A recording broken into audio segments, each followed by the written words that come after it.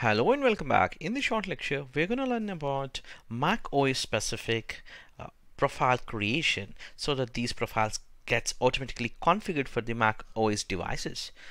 To create that, you can go to the Microsoft Intune and then device configuration and create a new profile by choosing the profiles. Click on create profile, give a meaningful name and choose a platform as Mac OS. And the settings, if you can see here, these are almost relevant to the iOS as well as Windows 10 configuration settings. Let's jump into creating device features. Here in under device features, we have the Apple AirPaint specific settings. You can give here the IP address and the path. To get this specific details, what you can do is you can open up your Mac or Mac OS and open your terminal and then type ipp find. So if you can look at here the command lines, what we need to type is here, you can type the ipp find, and then if you hit enter, it's going to return the IP address as well as this is nothing but your FQDN, and the path this is the port which is 631 and the path is this. So what you have to do is just try to resolve the IP address of this FQDN value or the name, in this case ping myprinter.local, so that you are getting the return of IP address. So you would be entering here IP address. For example, in my case, if it is 10.50. or 220.3.15, in that case I would enter this value and then I will go back here and look at my path. Path would be whatever the after the port number, in this case /IP IPP /port. That's how I'm gonna give here the value, like /IPP /path1 example. I can give this this kind of information so that it's gonna configure that value as it is, and then you can give here the port number. So whatever the IP whatever the port number it is coming returning here, like 631, you can give the 631. In my case, if you can notice, I did give something else here, the path name, but you need to give exact the path name of whatever it is mentioned, like in this case IPP /port1, as it should be, like port 1, so that exact information is there. Then if you already configured your printers with the TLS configuration, then add that. Like that, you can add the configuration. This is related to AirPrint. That's how you're going to configure. And remaining settings like logon window is a way you are getting how to log on. So in the logon screen, what are the options you have, all that can be customized. Let me show you the layout of one of the screenshot or the photograph of the logon screen. So this is a logon screen and of Mac Pro, and if you want to customize this specific screen, these are the settings you can apply here. Let's have a configuration here. A banner is like a welcome message or a kind of warning or lost and found kind of contact information. Hey, you're going to log into this this computer and this is the property of so and so company. That kind of text you can write up here. And also required users username with the password. If you want make this as to be required, so you have to enter the username and password. If not, they can't log in. And coming back to the if you don't configure, you can hide some of these specific settings like local users or mobile accounts, network users. These are the additional accounts that can be hide or can be shown. So in our case, it is required very much for the entering the username and password to log in on any of the Apple Mac devices. Coming back to the logon screen power settings, do you want to allow shutdown button, or you want to show or hide or sleep? All these button configurations will be available, which are here. In fact, if you can look at here, right? And let's also jump into others. Disable user logon from console. If somebody is trying to log on from a console, then you can disable that specific setting. And now Apple menu. So this is specific to Apple menu. Whether you want to disable shutdown option, you can configure this shutdown option from the lockdown items. And similarly, disabling the restart, power off, lockout, all this kind of configurations can be done. These are the settings relevant to the Mac, so very limited and easy. Let's take this all as a configure, whatever the settings you want, and then you can save the specific settings with Mac OS device features. And now I'm going to configure another policy with the continuation of with the same policy within this policy settings only. But in general, you would be creating multiple policies with your multiple configurations, because that way you can easily manage. At the same time, you can easily assign, so that you will not have any conflicts when you're trying to assign those specific settings. Let's select the device restrictions.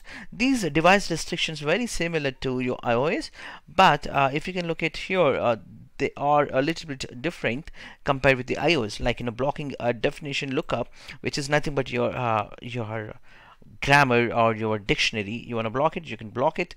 Similarly, dictionary option, block content cache, and default software updates, like the visibility of only after 30 days, something like that. You can configure. Even the taking the screenshots, you can block when they are trying directly. You want to block, you can block. Or if you don't configure this, you can configure here the settings like remote screen only when some specific application, like the users are in a classroom app, and then it can be disabled. Such configuration, especially these configuration, we also talked in our iOS specific settings, also in other settings, and that time we did very clearly explain all these specific settings, which are mostly relevant to the universities and the schools who uses this Intune.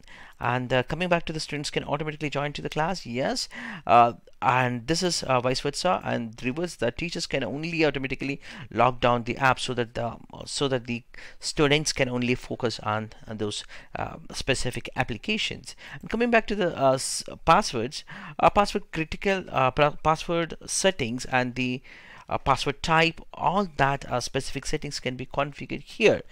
Like, if you configure as required, that means user must have to enter the password, and the required password type should be a alphanumerical example, or you can configure as only numerical. But most of the companies, they go for alphanumerical because that's very hard to guess, and the number of non-alphanumerical characters would be minimum 1 to 4. So I'm going to choose as at least the 4, and the minimum password length, which is at least should be I can give as 8 characters here, so that's the 8 characters of the password should be there.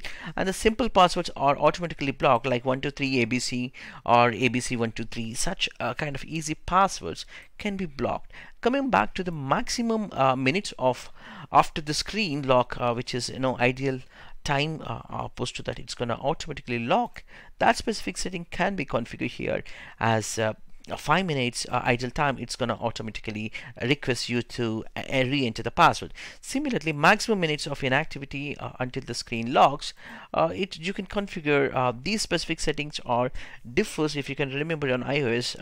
For Mac, for iPhone is it different comparatively with iPads. Similarly, here you have the similar settings, all of these, and here you can configure the 5 minutes of idle time. It's gonna lock it. And password expiry date, you can see that these passwords are gonna expire after every 30 days, so that the user have to reset their password or change their password or change their passwords every time. And also this is a history of the password, where with the system that's Intune will remember that last 5 passwords can't be used again, because every time they have to come with a new password until the 6th time. From the 6th time they can use the first password, whatever they have configured. That kind of configuration, so that it's going to be prevent the users to reuse the same password, which might leads to compromised password policies. And coming back to the block users from modifying passcodes, you can configure this specific setting, and you can block even fingerprint to unlock, or you want to block autofill in the automatically filling the passwords in applications, or maybe into the Safari browser. And also block password proximity, that is a nearby devices like AirDrop or whatever they're trying to connect. You can block it. And the block password sharing option also can be blocked. These are the settings under passwords, password relevant. And coming back to the built-in apps, what exactly you are going to do with the built-in apps on a Mac device.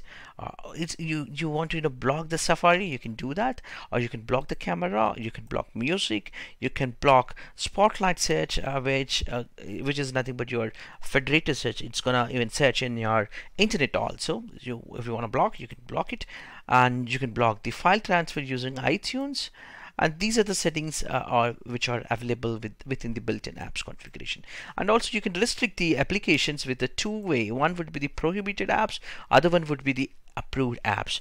Coming back to the approved apps, this kind of applications you wanted that must be approved. That means these applications can be used, and for that you need to give the app ID and the app name and publisher name. And for approved apps, you can do the similar thing so that these apps are approved. And when you configure some of the prohibited, it's not gonna allow the users to use that specific application. To get the app bundle ID, I did already given a shared link. You can use one of those links either from Microsoft site or from Apple site. These are the two websites which I'm talking about for the bundle ID. I would be actually uploading this under resource section. You can check out under resource section for this file, and once you download it, you will have these two links. Look for Bulletin ID and Built-in Apps iOS, so that you would be getting that. I'm also adding these two links under a description of the course, I mean for this specific lecture. In fact, let's go to the connect devices. Connected devices are nothing but AirDrop and Apple Watch. You want to allow or you want to block it. You can do that setting so that you are not going to collaborate, you are not going to spread up the data sharing. And coming back to the cloud storage, this is nothing but since the entire applications which are from the Mac, you want it to take as a backup to the iCloud. If that's the case, you don't need to set any kind of configuration here. But if you want to block some kind of settings, for example, you don't want to allow maybe photo library to iCloud, you can block it. Similarly, you don't want to allow notes to be backed up, or bookmarks or reminder backup. All the settings like calendar, contacts, mails, documents, keychain. If you don't want these to be backed up to iCloud, you can block. If you don't configure, it's going to be enabled, and these settings will be automatically backed up.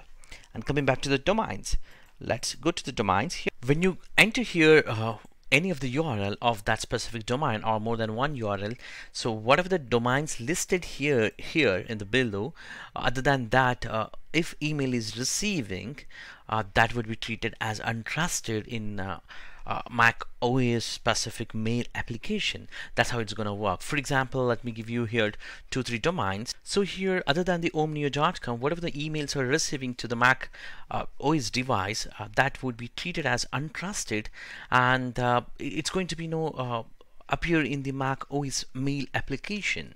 So that's what this specific setting. Once you have configure all these settings, as I said, you can give here a proper name. I'm just giving here as a Mac profile, and then I can simply assign later point once I have this profile is created, and I can assign to specific devices. For example, I can go ahead here and assign the specific settings to, or maybe a finance department. I can simply, all finance users are gonna assign the specific device because they have Mac devices. So that's where we're going to apply these settings. That concludes how to create Mac OS specific profiles. Thank you for watching.